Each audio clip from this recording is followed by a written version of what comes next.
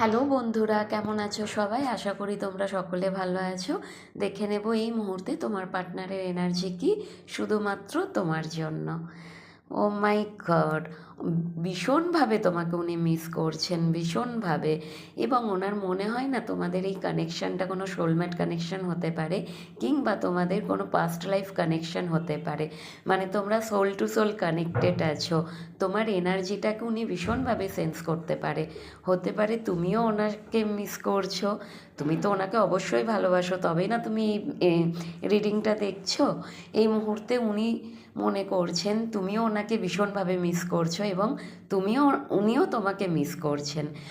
আর হতে পারে না উনি এই মুহূর্তে শারীরিকভাবে প্রবলেম ফেস করছেন, নিজেকে একটু রেস্টিং মোডে রেখেছেন, রেস্ট করছেন, এবং সাথে তোমাকে নিয়ে ভীষণভাবে চিন্তা করছেন, ভাবছেন তোমাদের দুজনের কানেকশানের কথা, তোমাদের দুজনের যেই মুহূর্তগুলো কাটিয়েছিলে সেই মুহূর্তের কথা উনি ভাবছেন।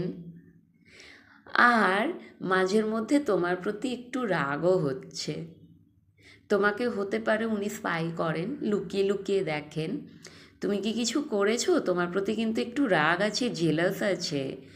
বিকজ আলটিমেট ডিজায়ার তুমি। তোমাকে ছেড়ে না উনি থাকতে পারছেন, মেবি হতে পারে না উনি তোমার কাছে যেতে পারছেন।